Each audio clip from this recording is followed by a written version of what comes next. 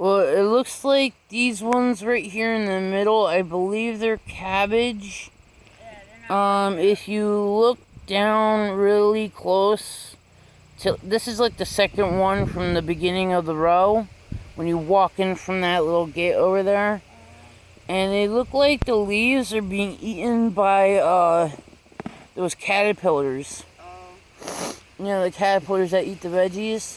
We managed, out of that big patch there, that's all, I think, cucumber. That big grove there is all cucumbers. And we managed to get 2 good-sized cucumbers. This is my sister Bethany. Let me zoom out. Yeah, I'm zooming in. There's a 3D horror film. She's fixing up the ground patches. We are supposed to be receiving a thunderstorm because we got a warning early this morning. She did find 1 zucchini from all the way over there. These right here along the fences are the crookneck squash, or the butter squash that I call them. And then the ones down the middle here are zucchini. There's tomatoes over there. Some herbs, some spices. There's also peppers over there, but even the tomatoes over there aren't even done all the way. Then we got some sunflowers and some more spices growing. Peppers, I think, are the ones over by the sunflower. And then the tomatoes and some peppers are over here. But basically, we try to keep everything separate for their own safety, because some tend to like to take up too much room. In the center there, I think those are green beans, because they're going up a vine, up a stick that my dad put in the ground. I think if he put some tin foil, like those tin can things in here, like we did at the garden when we were younger. There's one right here, but I don't know. No, that's too tiny. I've gotten bigger. But this one's a blueberry tree, or a blueberry bush. I think this is another zucchini boy, or a squash boy. Zucchini right here, but it still has this flower on, so. Yeah, that zucchini, see the zucchini down there? That's a little boy. We want ones that are lunkers like the ones I got like yesterday. We're all done here. But we seem to be done. But those caterpillars did do some devastation on, it looks like cabbage, right? The middle ones are cabbage. Yeah, purple cabbage. Purple cabbage, like the ones you find in those salads. Yeah. We also got, like I said, herbs. And strawberries right there with the flowers on them. The ones with the we gotta look those just. Okay, those right there are strawberries. They don't seem to be growing anything yet.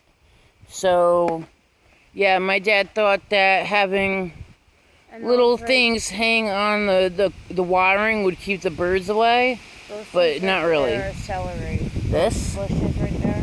Those? Yep, those are celery. Those ones over there where I'm pointing are celery. Those are sunflowers. I think that's you can pick up the bag if you want. What's this one in here? This bush right here. That's just a regular tree. Oh, this thing here is just a regular tree. I don't think we can find anything on that one. No, except the fly. It's too little.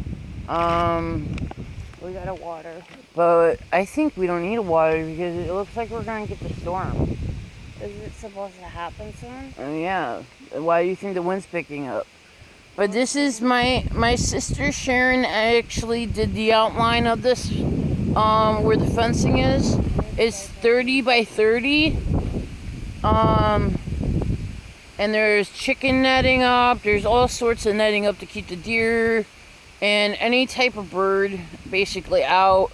Which the other day we almost came close to having to rescue a bird that got caught up in the net over here at the entrance. It flew down and didn't notice the basically transparent net, because what I'm looking at is a net. See the little nets? Yeah, my dad thought it would be wise to use that, but it can literally trap anything in it and get it tangled up and have it panic and everything. So we're about to leave the little Garden of Eden. There's no tomatoes, there's no sunflowers, there's no nothing. Those are, I believe, peppers. And then those are probably beans. Huh? Oh yeah. My sister is summoning me. How do I close this? You just... Is there a string? Ugh. Now you take this off. This is my dad's makeshift shed. And his little... He didn't make it. He didn't make it, but He adopted it. he adopted it, basically. The landlord lets him use it for any type of work that he needs to get done. Yeah, see, the bird got caught, like, right up in here. This is where the bird got caught, and I noticed that when we were taking down lunch, doing the watering. And this is a cucumber plant. This is a cucumber plant, too. Yeah. And these are sunflowers. Yeah. So, this backyard belongs to, there's a fire pit. That thing over there is for like garbage and recycled goods. 2 parking lots out in the open, a basement, and there's 2 in the back and I think 3 in the front. What? Ours. How many apartments altogether in this building? 4. There's 4, so it's like split evenly. Yeah. So there's 4 apartments in this building, 2 in the back, 2 in the front. There's 4 up there. But these are for families. Well, upstairs? No, over here. Oh, that one's over there. That's a privately owned. It's for family. No, the landlord owns it too. Oh, he probably rents one out. No, all of them. That's his building. Oh, that's the landlord's building. Yeah. That's the flaming dumpster over there. And they get 2 recycle bins. This is my dad's little picnic area and fire pit. My mom has some garden stuff over here. Yeah, I think it's gonna rain soon.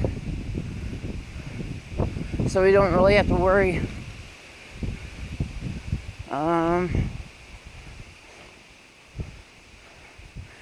But for my little legs, walking from there all the way over to here is like an Olympic sprint.